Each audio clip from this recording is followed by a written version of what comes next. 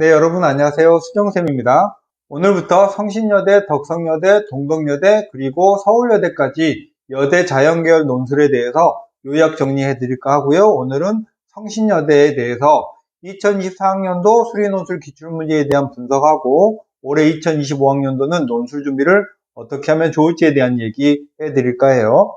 먼저 그럼 작년 기출 분석부터 하면은 작년에 2024학년도는 성신여대는 9월 23일 날 시험을 봤으니까 올해도 마찬가지라면 지금부터 대략 4개월 하고 10일 정도 후에 성신여대 시험을 보는 거고요. 시험 범위는 수학, 수학원, 수학2 미적분까지고 2023학년도까지는 확률과 통계까지 출제를 하면서 4문제를 출제했기 때문에 여러분이 2023학년도 이전의 문제를 볼 때는 확률과 통계가 들어있어요. 그러니까 그 문제는 빼고 공부를 하셔야 되겠고 시험 문제는 3문제 내외이고 소문항이 거의 각 문제당 3개씩 있습니다. 시험은 100분을 보고요. 도남 캠퍼스에서 시험을 봅니다.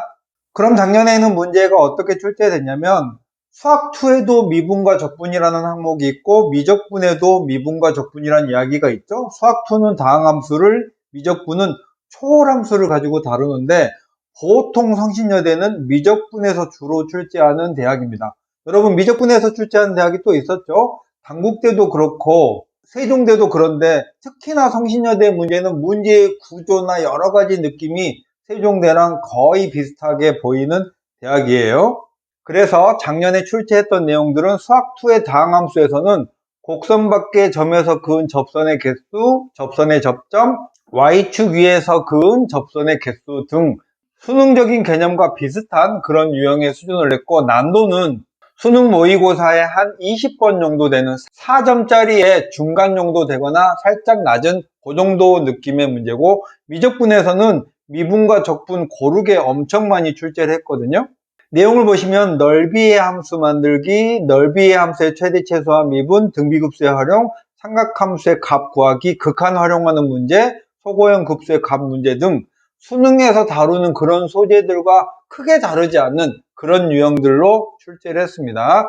성신여대의 논술 스타일을 정리하면 수능 유형과 거의 같은 문제를 출제했습니다.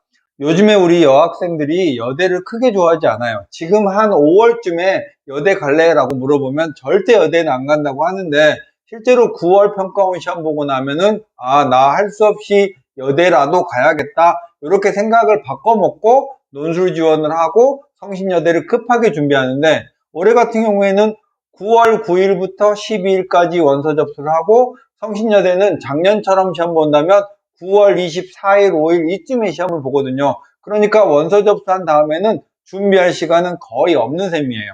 성신여대는 수능 유형과 같은 미적분 문제, 수투의 미분 적분 문제를 출제한다고 했으니까 모의고사로 2등급 중후반이나 3등급 정도 되는 학생이라면 성신여대 논술 공부를 해도 정시에는 그렇게 나쁜 영향을 끼치는 게 아니에요. 그래서 여러분이 성신여대 공부할 때는 작년 기출, 재작년 기출, 그 이전 기출까지 풀 때는 확률과 통계의 내용들은 빼고 풀고 대학 중에서는 건국대나 세종대, 과기대가 미적분 중심의 대학이면서 건대는 조금 더 어렵긴 한데 세종대 문제 같은 경우에는 최근 3개년 정도 풀어보면 성신여대 논술을 준비하는데 정말 도움이 많이 될 거라고 생각이 들고 수능 전에 제일 먼저 논술 시험을 보는 대학이다 보니까 관심이 없다가 뒤늦게 생기면은 준비할 시간도 없는 그런 단점이 있어요. 나는 정시로 인서울 중상위권 이상의 대학을 갈 거야 이렇게 우기기만 하지 마시고 현실적으로 눈을 돌려서 성신여대의 논술 지원을 마음 먹고 준비를 하시면 정말 좋을 것 같습니다. 제가 경험하면요 대부분의 논술 상담을 하러 온 학생들은 9월까지는 여대는 관심이 없다라고 말했다가 나중에 이제 그것도 못 가가지고 뒤늦게 하는 경우가 꽤 많아요. 미리 자신의 현실적인 자각을 정확하게 하고 준비하면 확률은 높을 거라고 생각이 들고요. 올해 2025학년도 성신여대 논술에 관한 요약을 해드리면 작년까지 논술 70이었다가 이제 논술을 90으로 거의 학생부의 반영 비율을 줄여놨고요. 논술 90의 학생부가 10인데 예를 들면 1000점이라면 논술이 900점, 학생부가 100점이잖아요. 그 학생부 안에서는 교과가 90, 출결이 10으로 또 출결을 보는 몇 안 되는 대학이에요. 논술대학 중에서는 서강대, 중앙대, 동국대, 성신여대 정도가 출결을 보는 대학이고요. 수능체제는 두 개학 7회, 탐구를 반영 시에는 상위 한 과목 반영하고 어떤 과목을 수학이나 탐구에서 응시해야 된다는 제한은 전혀 없는 대학입니다.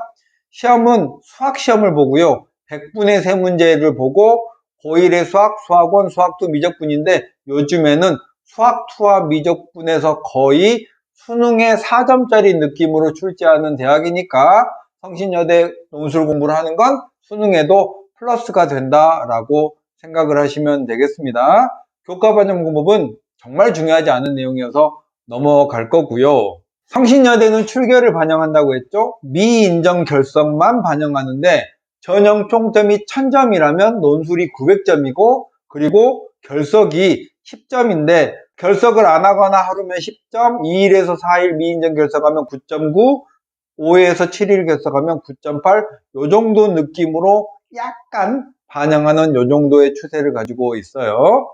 자, 오늘은 성신여대에 대해서 간략히 얘기해 봤는데 성신여대는 숙명여대, 이화여대를 지향하고 경쟁하는 그런 꽤 괜찮은 여대랍니다. 그래서 우리 여학생 여러분은 현재 자신의 모의고사나 정시 실력이 성신여대에 살짝 못 미치는 학생이라면 한번 관심을 가져보면 좋을 것 같아요. 오늘은 여기까지만 할까요? 수정쌤이었습니다.